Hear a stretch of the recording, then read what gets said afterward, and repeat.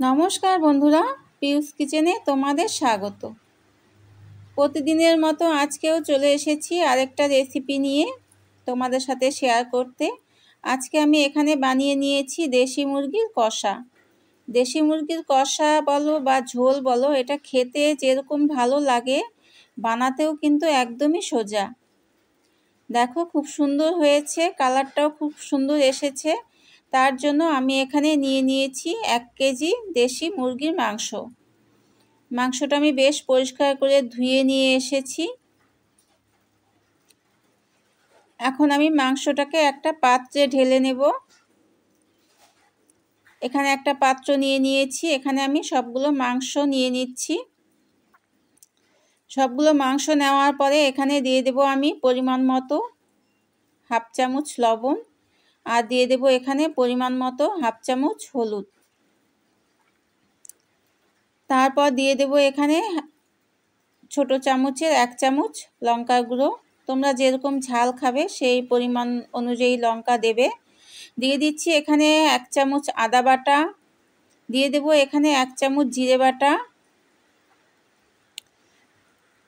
আর দিয়ে দিচ্ছি এখানে 1 চামচ রসুন বাটা। আর এখন দিয়ে দেব আমি বেশ পরিমাণ মতো কিছুটা সর্ষের তেল।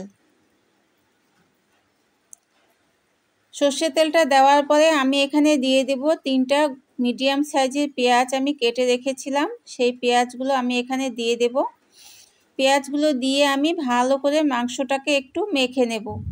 মাংসটা এভাবে মাখতে মাখতে কিন্তু কষানো হয়ে যাবে। এভাবে সুন্দর করে বেশ কিছুক্ষণ সময় নিয়ে মাংসটাকে মেখে নিতে হবে। মাখতে মাখতে মাংসটার একটা খুব সুন্দর একটা সেন্ট চলে আসবে। দেখো এভাবে কিছুক্ষণ সময় নিয়ে আমি মাংসটাকে মেখে নেব।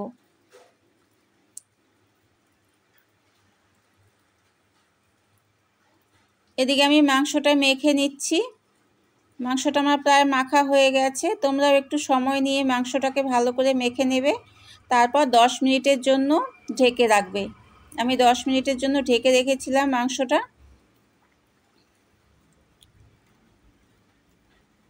আর এদিকে দেখো আমি গ্যাসে একটা ওভেনে কড়াই বসিয়ে দিয়েছি, কড়াইয়ে তেলও দিয়ে দিয়েছি। এখানে আমি আলুটাকে ভেজে নেব। আমি আলুটাকে আলাদা করে ভেজে তুলে নেব। সবগুলো আলু এখানে আমি দিয়ে দেব, দিয়ে আমি আলাদা করে আলুটাকে ভেজে নিচ্ছি। গ্যাসের স্টিম কমিয়ে আমি এদিকে আলুটাকে ভাজতে থাকবো। আরেকটা ওভেনে আমি কড়াই বসিয়ে দিয়েছি, এখানে দিয়ে দিয়েছি পরিমাণ মতো তেল। তোমরা যেরকম তেল খাও সেরকম তেলই দেবে। দিয়ে দিচ্ছি 5-6টা শুকনো লঙ্কা ফোড়নের জন্য, দিয়ে দিচ্ছি 2টো এলাচ, একটা দারচিনির টুকরো। দিয়ে এগুলো একটু ভাজা ভাজা হয়ে এলে এখানে দিয়ে দেব আমি কেটে রাখা 2টো মিডিয়াম সাইজের পেঁয়াজ।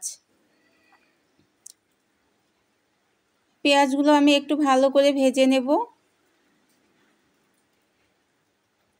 পেঁয়াজগুলো একটু ভাজা ভাজা হয়ে এসেছে। এখন আমি দিয়ে দিচ্ছি মেখে রাখা মাংসটা।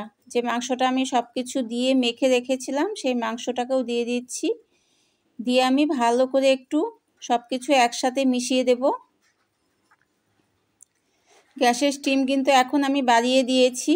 সব কিছু একসাথে মিশিয়ে আমি 10 মিনিটের জন্য ঢেকে রেখেছিলাম। 10 মিনিট পর চলে এলাম।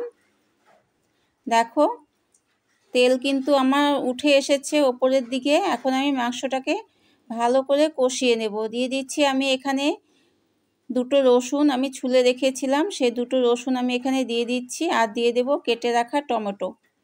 টমেটোগুলো আমি ছোট করে কেটে নিয়েছি। এগুলো দিয়ে আমি এখন বেশ কিছুক্ষণ সময় নিয়ে মাংসটাকে কষিয়ে নেব।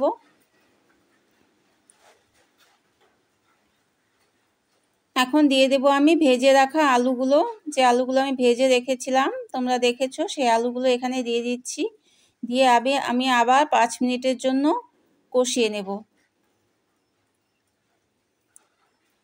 মাংসটা আমার কষানো হয়ে গেছে, তেল ছেড়ে দিয়েছে। এখন আমি দিয়ে দেব পরিমাণ মতো জল। আমি এখানে ঠান্ডা জল দিয়েছি, তোমরা এখানে গরম জল ইউজ করতে পারো। এখন আমি একটা মশলা রেডি করে নেব। এখানে আমি নিয়ে নিয়েছি ধনে, গোলমরিচ, এলাচ, দারচিনি, জয়িত্রী, জয়ফল, তেজপাতা, শুকনো লঙ্কা আর স্টার ফল আর হাফ চামচ জিরে। এগুলো আমি একটু ভালো করে ভেজে নেব। ভেজে পেস্ট করে নিয়েছি ওগুলো। দেখো মাংস কিন্তু এদিকে বলক চলে এসেছে, প্রায় হয়ে এসেছে, মাংস ভালোভাবে সেদ্ধ হয়ে গেছে। এখন আমি এখানে দিয়ে দেব সেই পেস্ট করা মশলাটা, যে মশলাটা আমি ভেজেছিলাম, সেই মশলাটা পেস্ট করে নিয়েছিলাম, সেটা এখানে দিয়ে দিচ্ছি। তারপর নামানোর আগে আগে আমি দিয়ে দেব কসুরি মেথি। ভালো করে সব কিছু একসাথে মিশিয়ে দিচ্ছি। তোমরা এভাবে ঘরে এরকম একটা মশলা বানিয়ে মাংস রান্না করে দেখো, ট্রাই করো একবার, খুব ভালো লাগবে। আমি তো মাংসতে এরকম মশলাই আমি নিজেই বানিয়ে দিই, খুব টেস্টি হয় খেতে। এখন দিয়ে দিচ্ছি কসুরি মেথি পরিমাণ মতো, তোমাদের ভালো লাগলে দেবে। দেখো মাংস কিন্তু আমার হয়ে এসেছে। এটা যখন আমি নামিয়ে দেব এই জলটুকু থাকবে না। তোমাদের যদি আমাদের ভিডিওগুলো ভালো লেগে থাকে অবশ্যই লাইক, কমেন্ট, শেয়ার করো। সবাই পাশে থেকো। আসবো আবার পরে আর একটা নতুন রেসিপি নিয়ে। সব বন্ধুরা ভালো থেকো, সুস্থ থেকো। Tata, bye bye.